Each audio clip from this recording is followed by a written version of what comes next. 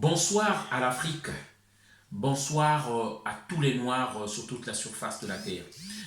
Je fais cette vidéo à tous mes frères, à tous mes compatriotes, où que vous soyez à travers le monde. Je rends grâce au Créateur de toutes choses, qui vit en toutes choses, et par qui toute chose a la vie, le mouvement et l'être. Je lui rends gloire, et je sanctifie son nom. Et je rends aussi hommage à nos ancêtres qui se sont sacrifiés, qui sont morts pour notre liberté que nous avons aujourd'hui. Ils sont nombreux. Simon Kimbangu, André Grenard Machua, Toussaint Louverture, Dessalines, Malcolm X, Marcus Garvey, Sékou Touré, Sylvanus Olympio du Togo, Modibo Keïta, Thomas Sankara Lumumba, ils sont nombreux. Et je rends aussi hommage et je salue tous les leaders de l'Afrique qui prennent des risques dans la continuité de cette lutte-là. Je tiens à rendre aussi un fervent hommage au président malgache, Rajoelina, pour ce courage qu'il a eu de braver les interdits de l'OMS, Organisation mondiale des satanistes, qui veulent qu'on s'aligne dans sa logique, qu'on ne s'écarte pas de cet alignement-là, qu'on s'aligne dans le paradigme qu'ils nous ont tracé, où c'est les pays occidentaux qui doivent découvrir des remèdes, où lorsque l'Afrique veut découvrir un remède pour guérir une maladie du siècle, on vous interdit l'artémisia, on vous interdit certaines plantes, parce que ce n'est pas l'OMS qui contrôle ça. Pour ce courage de Rajoelina, vraiment je dis bravo, merci. Honte à tous ceux qui ont dissuadé. Au Bénin, on avait découvert un médicament, la puivrine. Malheureusement, le président Talon n'a pas pu avoir le courage de brandir ce remède-là. Une fierté béninoise. Le monde doit être dirigé par les oligarques. Le monde doit être dirigé par les capitalistes. Ce capitalisme qui nous a coûté des millions de vies en Afrique pendant l'esclavage. L'Occident, cette oligarchie qui veut diriger le monde, qui nous a apporté des guerres par le capitalisme. Un système économique qui tourne par le sang des innocents, par le sang des faibles. Ceux-là qui nous ont ramené les industries pharmaceutiques, nous devons acheter leurs médicaments et nous ne devons pas faire des recherches. La malbouffe, ils ont tout changé. Et aujourd'hui, lorsqu'un président comme ça a le courage, parce que nous ne pouvons pas continuer à donner la chicotte à ceux qui nous méprisent. Nous ne pouvons pas continuer à acheter des médicaments, rendre puissants ceux-là qui nous dominent. Nous ne pouvons pas continuer à donner notre argent, rendre puissants ceux-là qui nous méprisent et qui nous humilient. Donc je tenais à rendre hommage au président malgache. Alors, dans cette vidéo aussi, j'aimerais remercier tous ceux qui ont suivi le mot d'ordre. Parce que depuis le 7 avril 2020, on avait fait un appel. En effet, en Chine, depuis le 7 avril 2020, les Noirs subissent du racisme, de la négrophobie, des persécutions.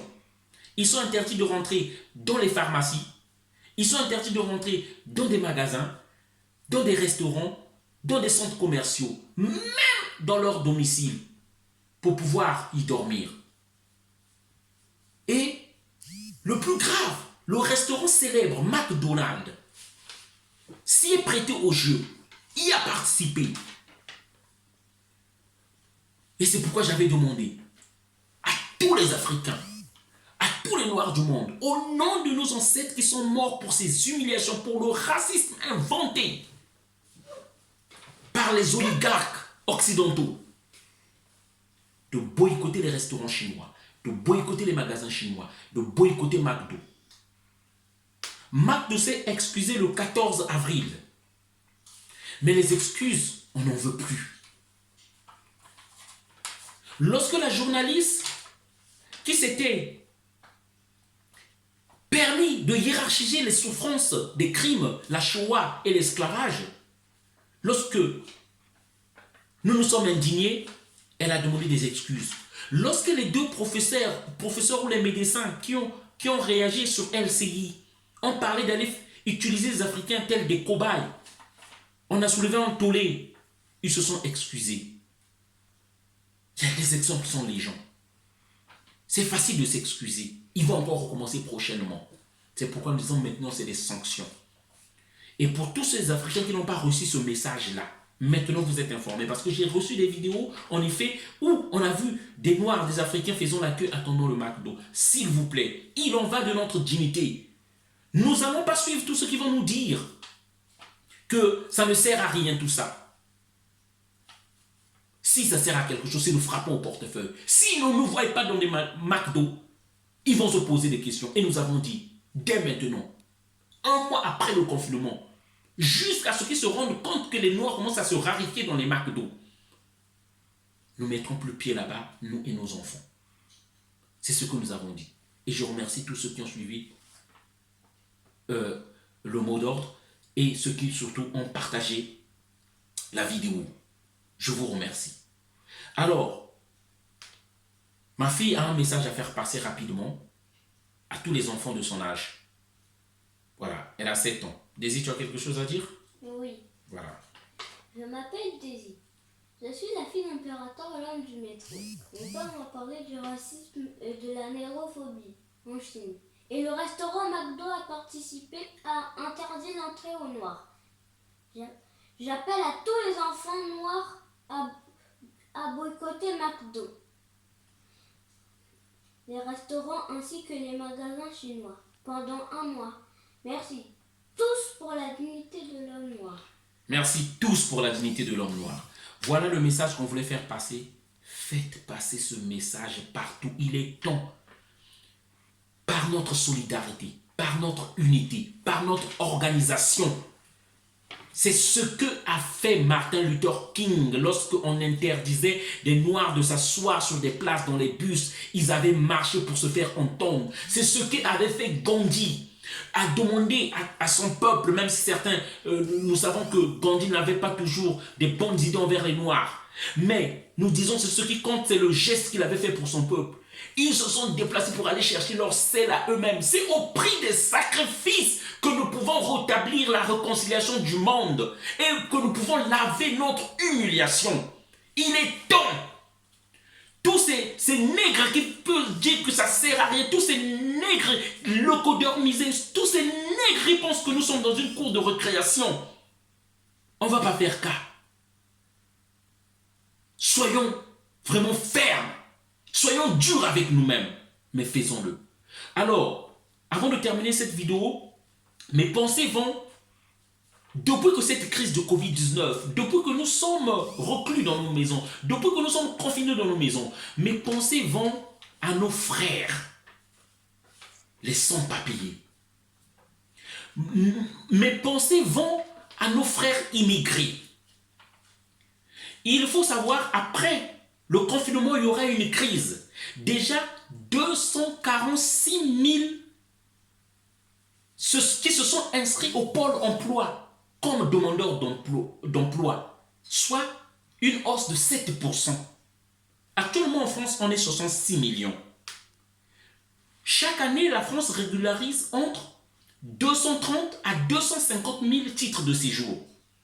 Sur ces titres de séjour, il y a entre 100 000 à 130 000 demandeurs d'asile. Parmi les demandeurs d'asile, la France souvent ne prend que 70%. Pardon. Ne prend que 30%. Entre 100 et 130 000. Donc les 70% qui restent là, entre 80 000, ils n'arrivent à expulser que 12%, soit à peu près 15 000 à 18 000 personnes qu'on renvoie dans leur pays chaque année. Donc les 70% qui restent là, ils sont sans papier. Beaucoup travaillent parfois avec, parce que les renseignements généraux savent tout, travaillent parfois avec les papiers de leurs frères pour se faire une vie. Beaucoup n'ont pas de solution. Ils vivent parfois à la famille et là-bas aussi, ils sont parfois jetés à la porte. Nous connaissons cette réalité. D'autres travaillent avec des papiers d'un ami, d'un frère. Et parfois, pour leur donner leur argent, c'est difficile. Moi, je pense à toutes ces personnes-là qui souffrent. Il est temps, Africains, que nous rejetons toutes ces mauvaises habitudes et que nous affichons une solidarité entre nous, vraiment. Et ça doit commencer maintenant. Moi, j'ai pensé à eux. Les difficultés qu'ils ont à payer les chambres, ceux qui vivent dans des chambres qu'ils ont louées. Si nous pouvons les aider, même avec des kits alimentaires. Nous pouvons organiser des distributions. On dit à Grigny, on leur donne rendez-vous, le jour et l'heure. Ils seront là. On peut dire on sera à Corbeil tel jour. Je le dis au nom de RASA, notre association. Le Rassemblement des Africains et des Afro-Caraïbéens pour la souveraineté de l'Afrique. Rassemblement des Africains et des Afro-descendants pour la souveraineté de l'Afrique, RASA. Si vous êtes intéressé par rapport à ce que je suis en train de dire, si vous êtes solidaire par rapport à cette idée que je suis en train de donner là, nous allons ouvrir une cagnotte pour pouvoir acheter des kits alimentaires, pour pouvoir aider ceux que nous allons aider, que ce soit 30, que ce soit 50 personnes, que nous donnerons rendez-vous, qui pourront s'inscrire à une liste que nous allons mettre sur le net et qu'ils viennent. Lorsqu'il y a une cagnotte en ligne, on peut donner 1 euro. Je parle au sens propre, même 1 euro avec sa carte, ça ne nous coûte rien. Le lien est sécurisé. Nous avons toujours procédé ainsi. Il n'y a jamais eu des réclamations. Et bien sûr, que cela se fasse, pour que cela se fasse, je compte sur votre réaction.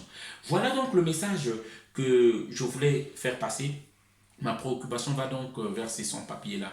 Je dis bien, il est temps que nous nous organisons. Notre unité, notre solidarité, l'organisation. Mettons-nous ensemble. Je sais que nous arriverons. Maintenant, c'est l'heure de l'Afrique. Tous pour la dignité de l'homme.